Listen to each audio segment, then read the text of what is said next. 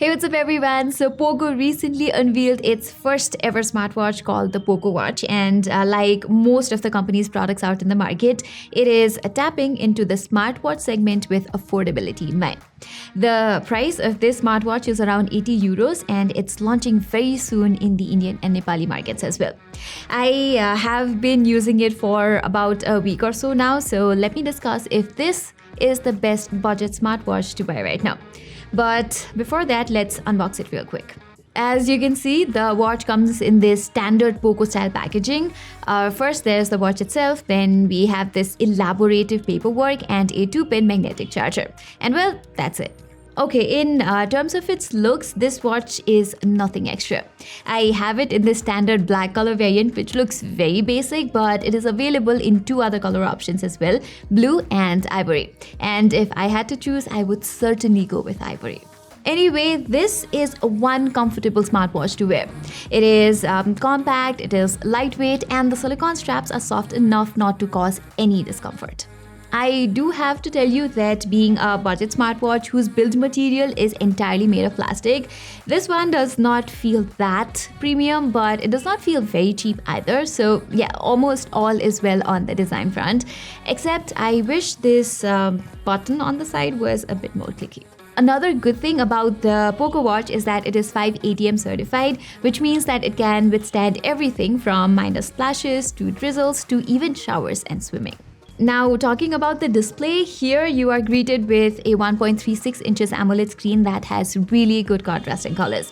And unlike many budget smartwatches out there, I found its screen to be very responsive. And it's bright too, so I haven't faced any visibility issues on this thing under direct sunlight either.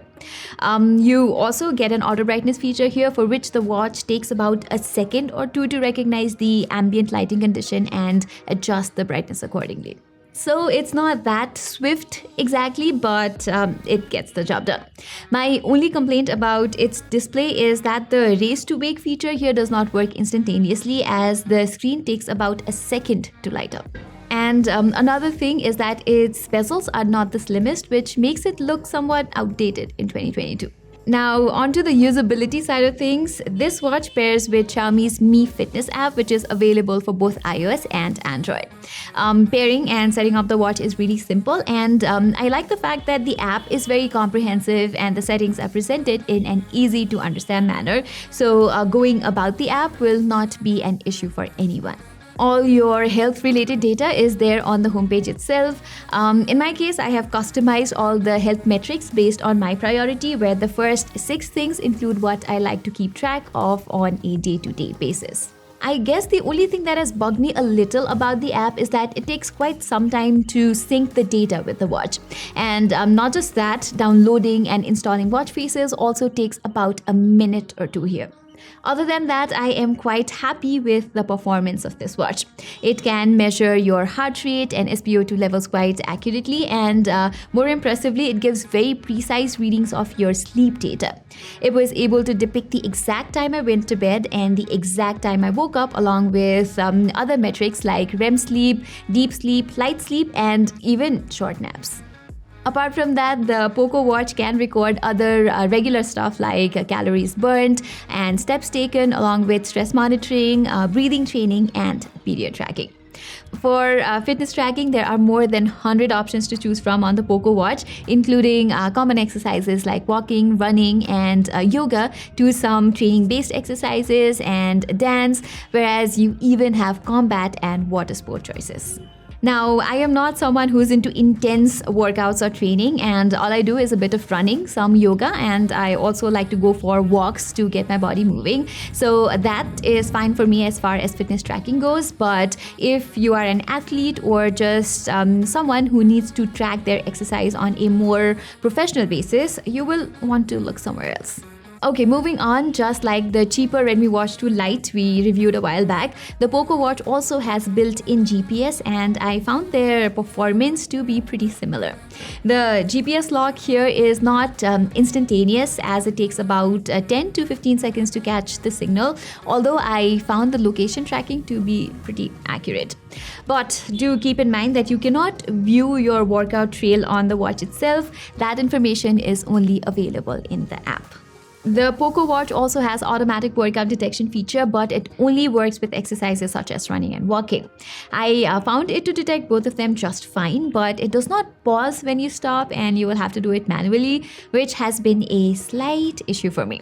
You see, many times I have forgotten to pause or end my walking sessions, and the watch would just go on recording it, which would drain the battery extensively.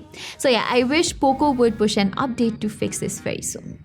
Now, being a budget smartwatch, you don't get a microphone for making calls here. However, you can reject them from the watch itself. And the notifications here are non-actionable too.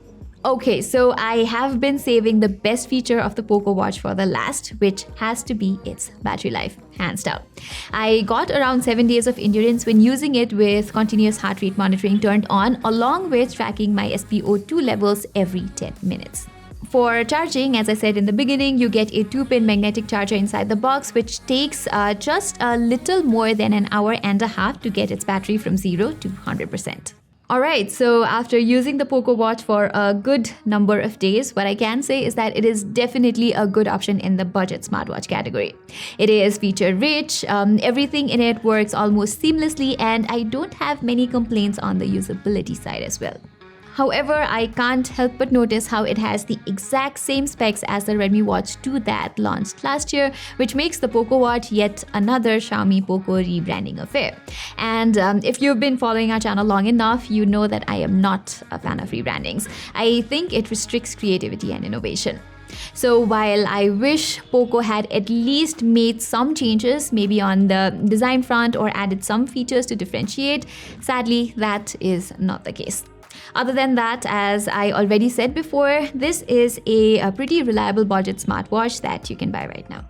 So guys, that was all for our unboxing and full review of the recently launched Poco Watch. If you like this video, don't forget to give it a thumbs up, and while you're there, don't forget to subscribe to our channel. Till then, I'm Pratima, and I will see you in my next video.